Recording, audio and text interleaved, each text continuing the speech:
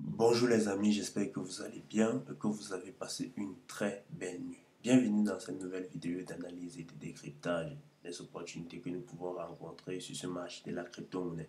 Pour ceux qui tombent pour la première fois sur l'une de nos vidéos, sachez que je suis Lionel Guillemza, trader indépendant et analyste des marchés financiers. Je partage quotidiennement sur cette chaîne des analyses, voire un peu, et je décrypte que ce soit la scène macroéconomique, géopolitique, des événements qui peuvent à un certain moment influencer le comportement, que ce soit celui du marché de la crypto et celui du forex web. Donc nous partageons quotidiennement une vidéo qui parle de tout ce qui est macroéconomique, géopolitique, analyse des marchés, on voit un peu, principalement sur ce marché de la crypto et de temps en temps également sur celui du forex. Donc si cette thématique vous intéresse, n'hésitez pas de vous abonner, activer la cloche de notification et surtout liker notre vidéo après l'avoir regardée. Ouais, ça va nous encourager à refaire d'autres vidéos les jours à venir et tout et tout. Vous savez que vous êtes notre plus grande motivation derrière cette chaîne. Il n'y a aucun sponsor, ouais, un peu. Donc, nous sommes transparents à 100% avec vous. Donc, mettez la force à la chaîne.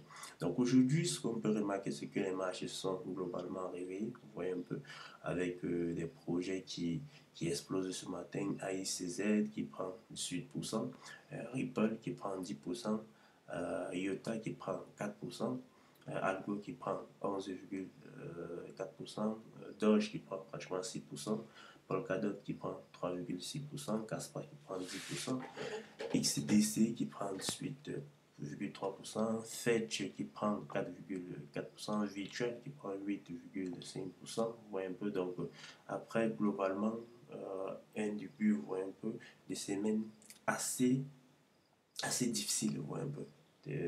On a la journée de lundi a été extrêmement difficile, la journée même avant le début de cette semaine, la fin de la semaine, la fin de la semaine, la journée de samedi à dimanche, ouais, un peu, a été extrêmement difficile. Ouais, on a connu des périodes vraiment extrêmement difficiles ces derniers jours, mais depuis hier, on a une certaine reprise, vous voyez un peu, on a une certaine reprise. Et de mon côté, j'ai quelques petites théories de complot que je vais essayer de développer avec vous tout au long de cette vidéo. Ouais, c'est vrai que nous avons partagé les raisons qui justifiaient cette chute sur un plan purement fondamental spécifique aux crypto et sur un plan macroéconomique. Vous voyez un peu. Nous nous traversons une période macroéconomique aujourd'hui qui exige à la Réserve fédérale de rester, de conserver ses taux d'intérêt à des niveaux extrêmement élevés dans le but de contrer l'inflation. C'est ce qui a justifié depuis, on voit un peu, ce début d'année, cette chute que nous avons eu à vivre sur ce marché de la crypto. Et sur un plan purement spécifique aux crypto, on a le président Joe Biden qui menace de vendre, on voit un peu, de vendre les bitcoins que détiennent les États-Unis, vous voyez un peu les bitcoins que les États-Unis ont dû saisir aux criminels, vous voyez un peu. Donc, il y a M. Biden qui menace depuis un certain bout de temps de vendre ses cryptos. Je pense bien qu'il s'agit de plus de 200 000 bitcoins, vous voyez un peu, plus de 200 000 bitcoins.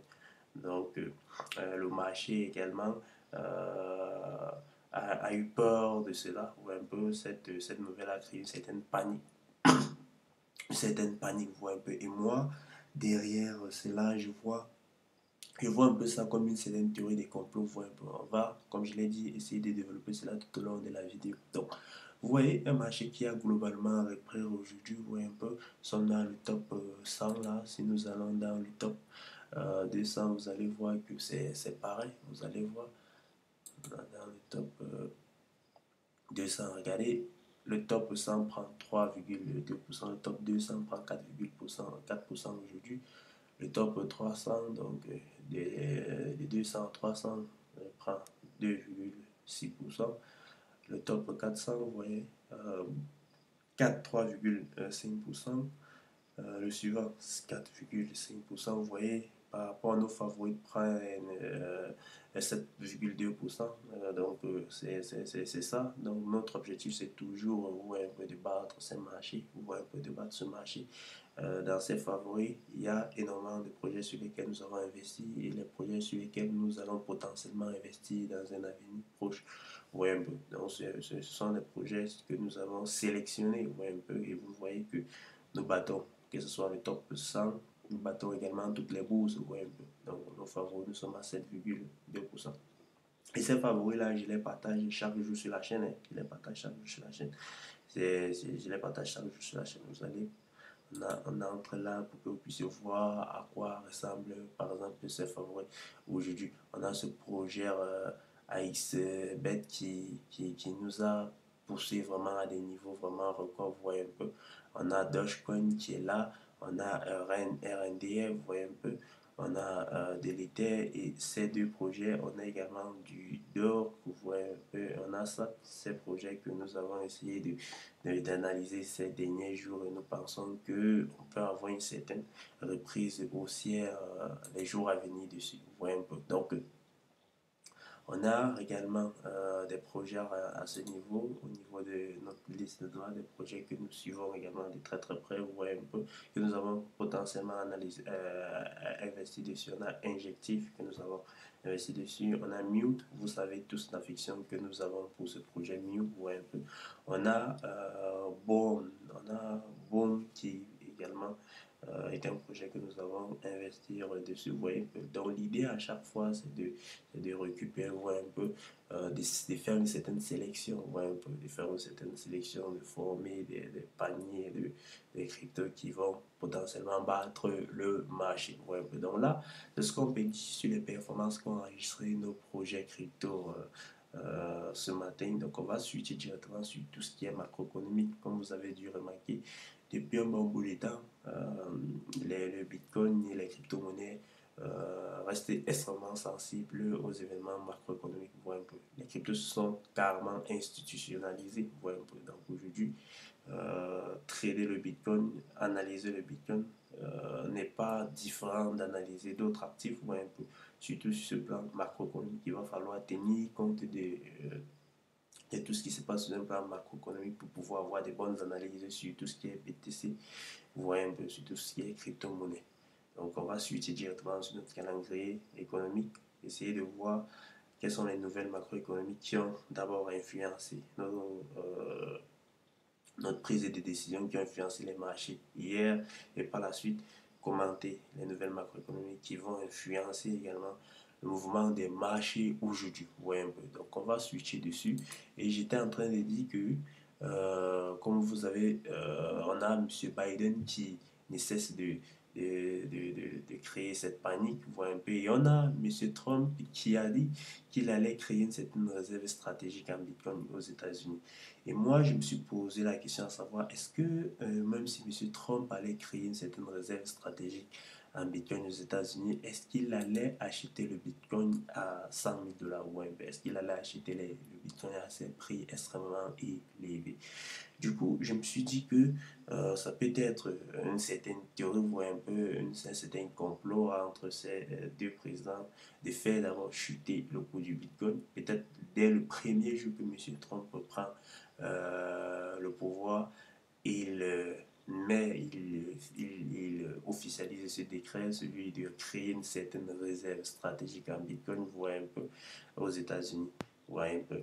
Donc, et ce même jour-là, il commence à acheter également du BTC pour les États-Unis. Donc, c'est ce à quoi je suis en train de penser depuis qu'on a cette forte chute également avec cette volonté pour le gouvernement américain un peu de vendre ces BTC à seulement, nous sommes aujourd'hui à seulement 6 jours, un peu, nous sommes aujourd'hui à seulement 6 jours de l'investiture de M. Trump.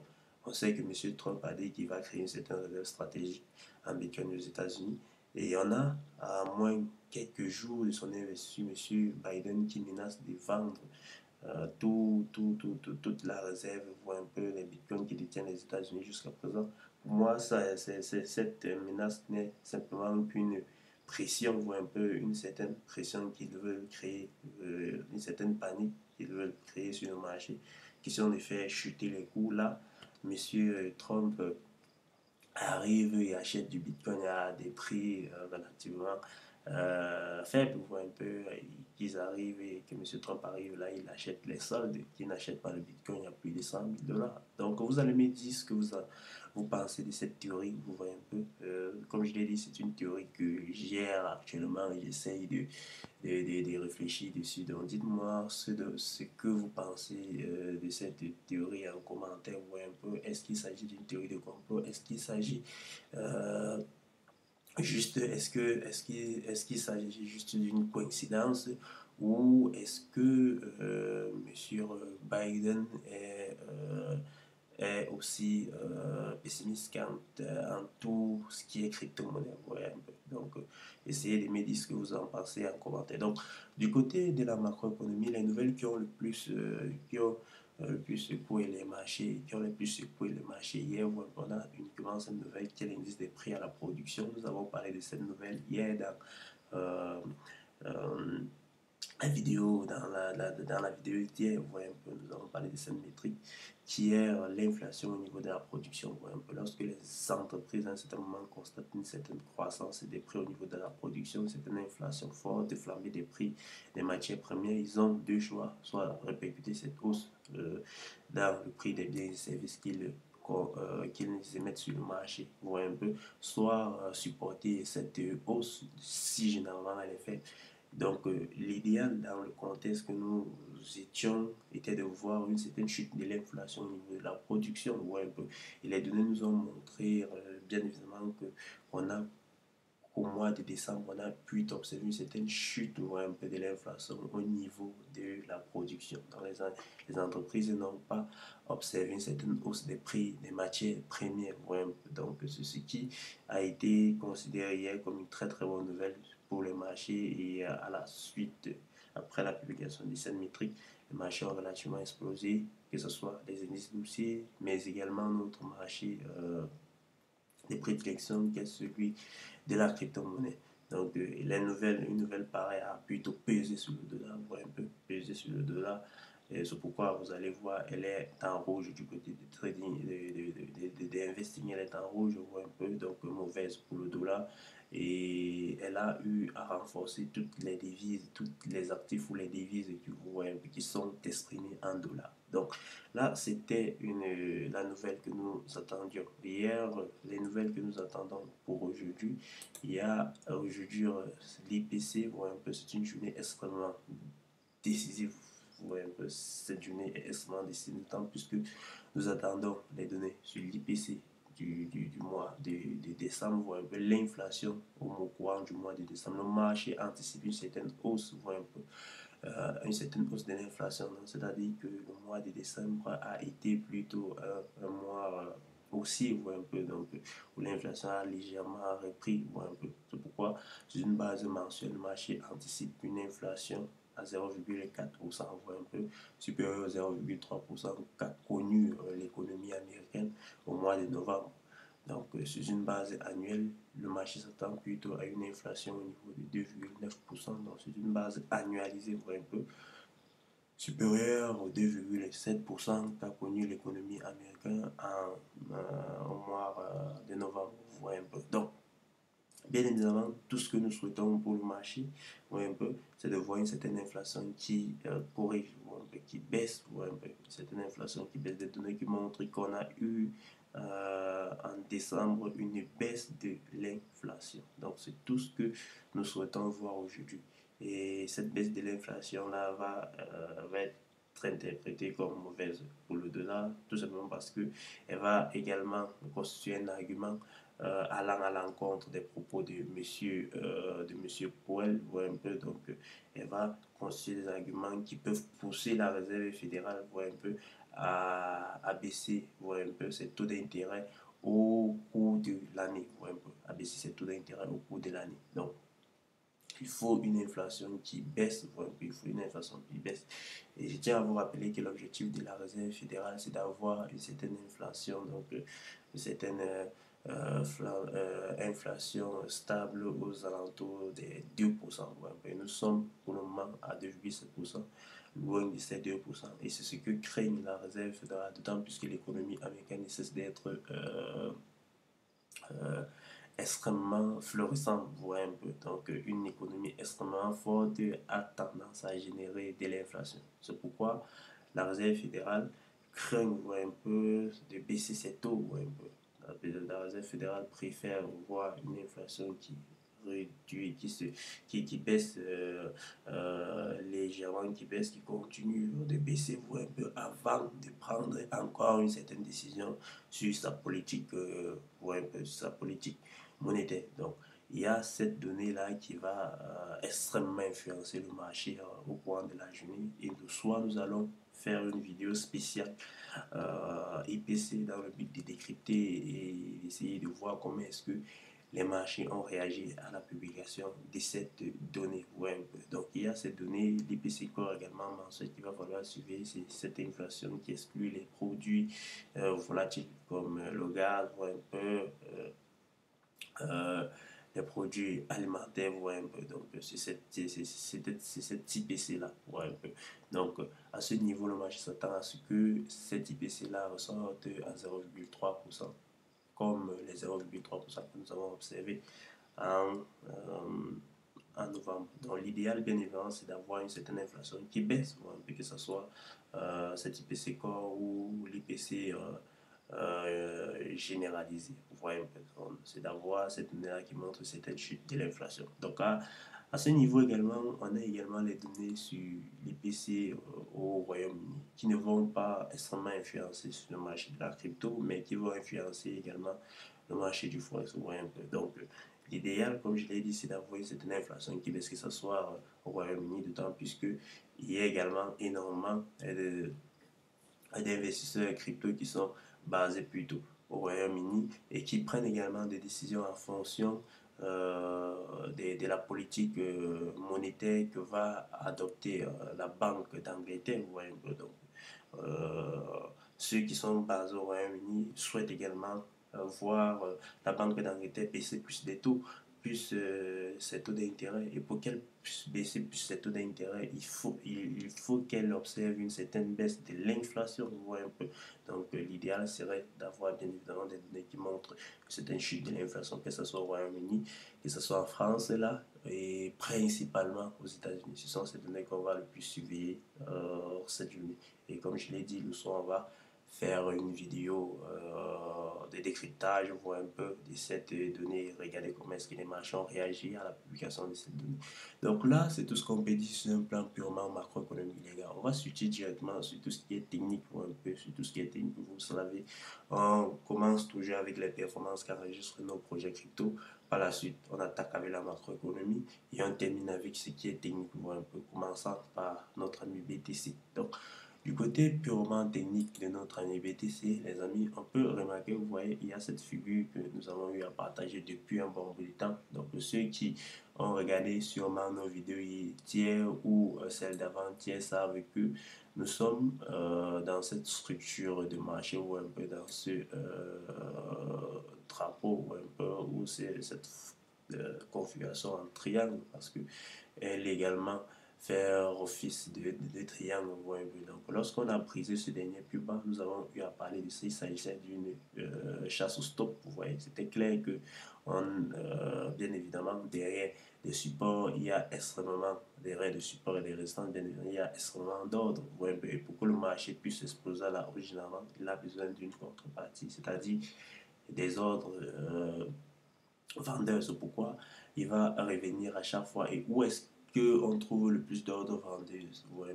Où est-ce qu'on trouve le plus d'ordres vendeurs? Vous voyez, les amis, c'est derrière des supports, ou un peu derrière ce support et derrière ce support, ou un peu. Donc, ici, le marché, c'est qu'il y a énormément d'ordres vendeurs à ce niveau.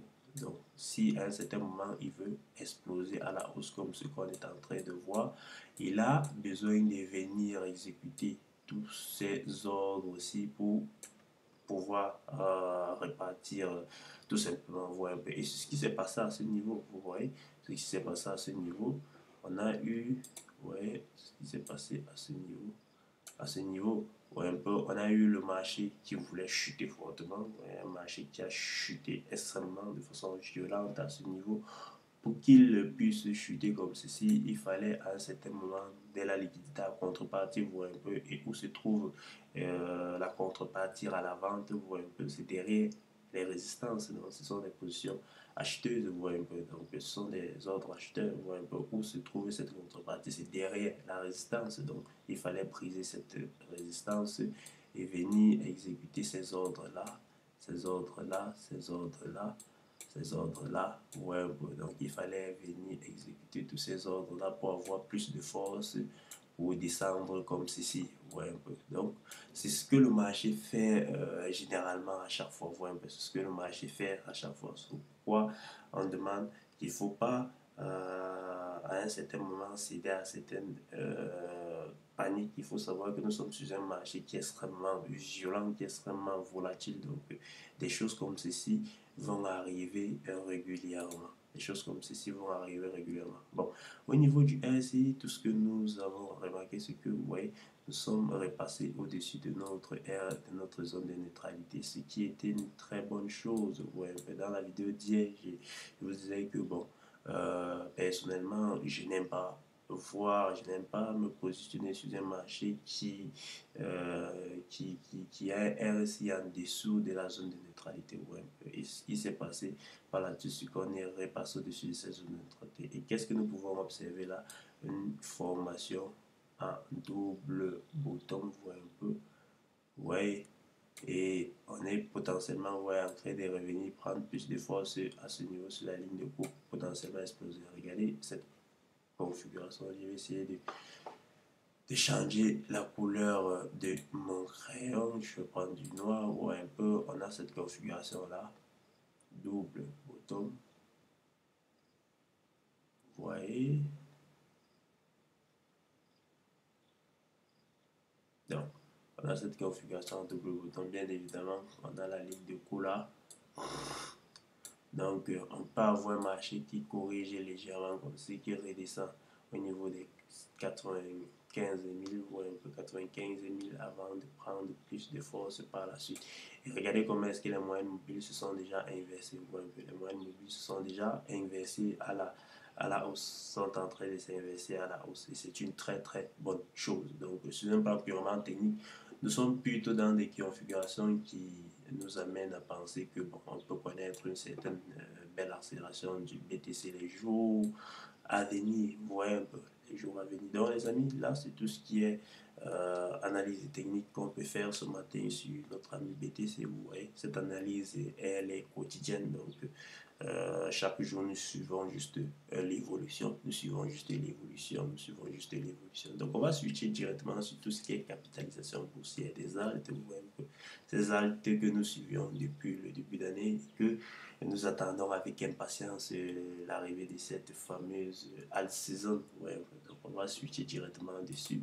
Vous allez voir, nous sommes également dans des configurations que nous avons partagées sur cette chaîne dans la vidéo d'hier. Ouais, donc vous pouvez remarquer que ce triangle-ci que nous avons eu à observer sur ces plus bas, si ont été brisés. Ouais, on a brisé ce triangle-ci à ce niveau. Ouais, et pour le moment, le marché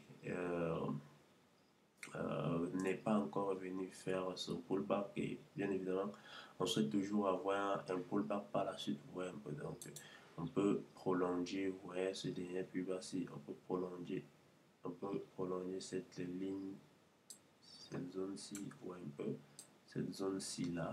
Donc on peut avoir un marché qui revient dans cette zone-ci ou un peu qui revient dans cette zone-ci ou un peu avant potentiellement de prendre plus de force ou un peu. Donc c'est ce qu'on peut avoir. Donc il faut également regarder comment est-ce que le marché va se comporter dans cette au niveau de cette zone de neutralité. Est-ce qu'on va briser pas avec force comme ceci ou bien est-ce qu'on va buter à ce niveau pour redescendre chercher les plus bas. Donc il faut regarder comment est-ce que le marché va se comporter dans cette zone-ci. Ouais, mais on peut également remarquer qu'on est en train de former cette configuration plutôt en double bottom, voit un peu, c'est vrai que le deuxième bottom est extrêmement plus bas, mais ces configurations-là ne se font pas généralement de façon très euh, euh, ne se font pas de façon, je vais dire, parfaite par rapport à ce que vous pouvez avoir dans les livres. Un peu. Donc, il faut avoir à un certain moment l'œil pour identifier toutes ces configurations. Un peu. Donc, observons, voir, attendons, voir si ce marché va briser, si on va avoir un marché qui va repasser au-dessus de la zone de neutralité. Si c'est le cas, ça va être une très bonne chose pour le moment.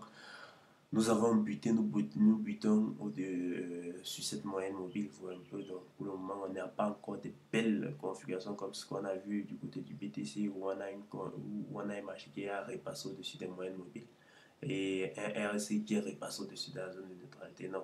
De ce côté, on est encore loin de cette configuration. Donc, on est encore en train de faire face aux différentes moyennes mobiles. Donc, bien évidemment, l'idéal serait d'attendre voir que le marché passe au-dessus de cette moyenne mobile ou un peu passe au-dessus de cette moyenne, de ces deux moyennes mobiles, un peu de ces deux moyennes mobiles. Là, on va potentiellement voir ce qu'il faut faire ou un peu à ce niveau. Donc, j'anticipe quelque chose comme ça parce qu'on a un fort niveau de résistance et là, ou un peu, on a une très belle ancienneté. Je vais réduire quelques petites choses qu'on a sur notre graphique. Les petits trucs. Non. Je réduire ça. Voilà. Donc, on a à ce niveau, oui.